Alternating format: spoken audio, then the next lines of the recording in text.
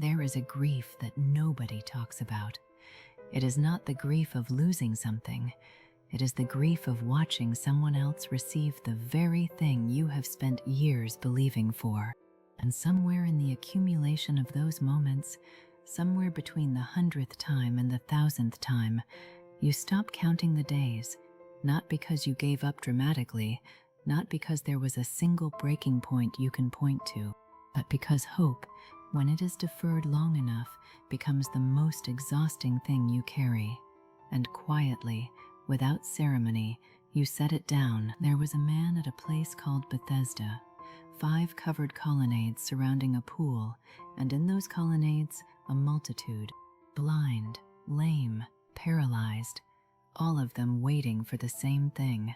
The water would stir. An angel, the tradition said, would move across the surface, and the first one in would be healed. One person, one miracle, and then the waiting would begin again. This man had been there for 38 years. Let that number breathe for a moment. 38 years. That is not a season. That is not a difficult chapter. That is the length of an entire life for many people. 38 years of watching the water move for someone else. 38 years of almost, of close but not close enough, of being present at the place of miracles and leaving unchanged. And here is what we do not talk about enough, what happens inside a person during that kind of duration, because the body tells one story, but the interior tells another.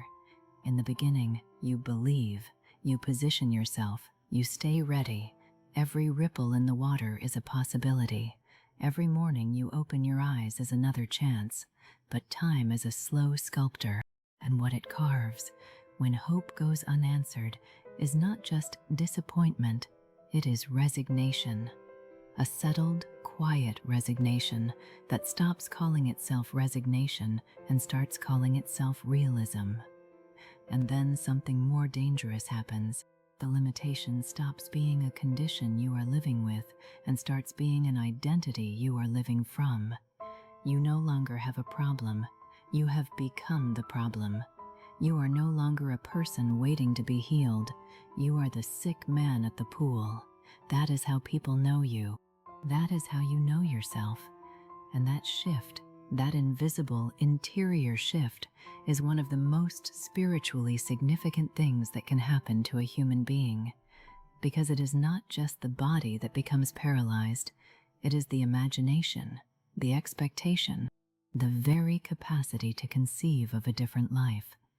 And it is into that particular darkness, not into simple physical suffering, but into that layered, complicated, identity-deep stagnation that Jesus walks. John chapter 5 tells us that Jesus saw this man and knew he had been in that condition for a long time. This was not a passing encounter. This was not accidental. Jesus moved through a multitude of suffering people and stopped here, at this man, which means before the miracle, there was a choice, a deliberate, intentional, sovereign choice. Jesus was not randomly wandering. He was walking toward the overlooked. He was walking toward the one who had waited the longest and received the least. He was walking toward the one that, by every human calculation, had the most reasons to have stopped believing. And then he asks a question that should not make sense. He looks at a man who has been unable to walk for 38 years, lying beside a healing pool, and he asks, "Do you want to be made well?" Of course he wants to be made well. He is at the pool. He has been at the pool for 38 years. What kind of question is that? The deepest kind.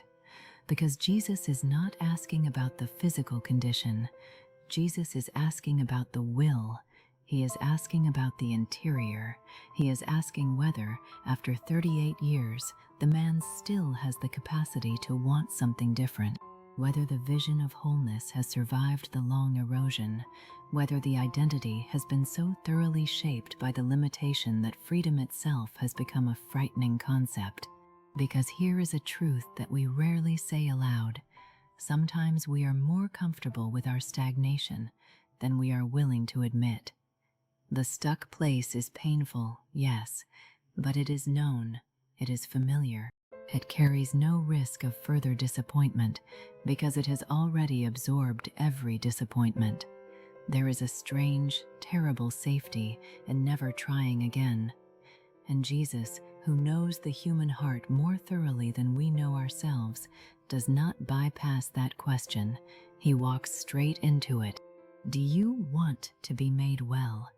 Not can you be healed, not will you be healed. Do you want it? Do you still have the will? Do you still have the hunger? The man's answer is telling. He does not say yes. He explains why it hasn't happened yet. He says there is no one to help him into the water.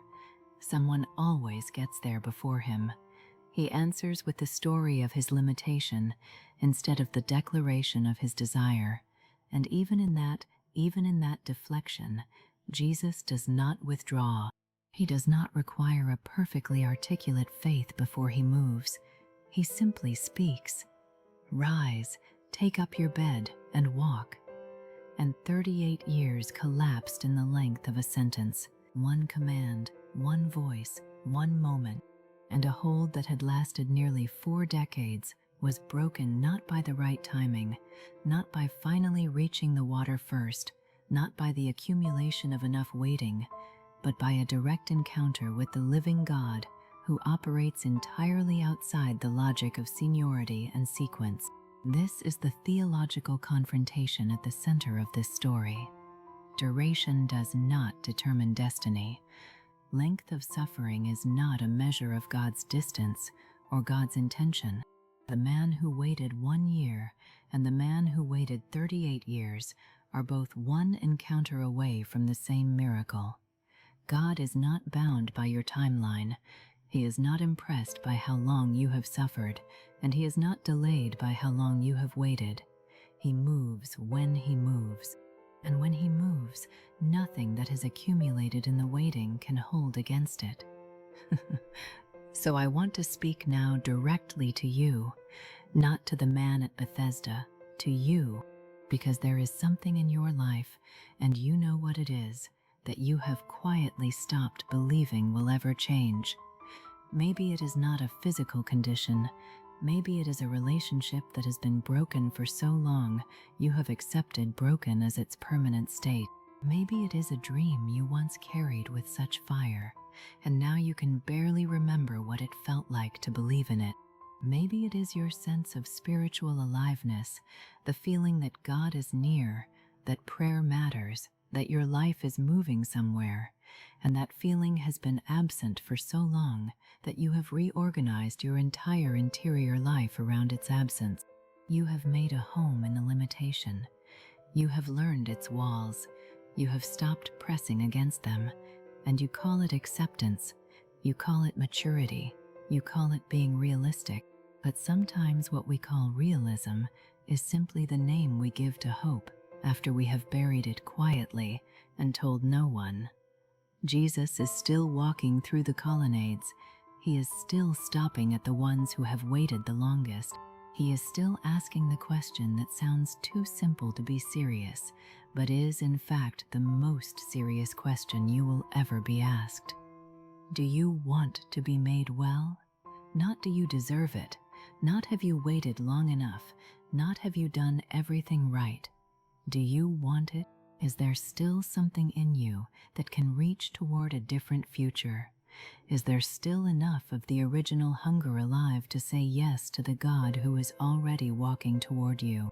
And the second question, which only you can answer, is this: what have you accepted as permanent that God has never declared permanent?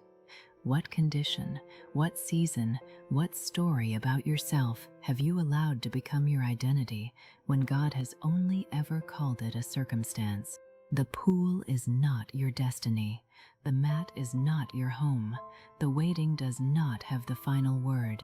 And the same Jesus who stopped for one overlooked man on an ordinary day in Jerusalem is the Jesus who is present with you right now, not to remind you of how long you have been waiting, but to ask whether you are ready to rise.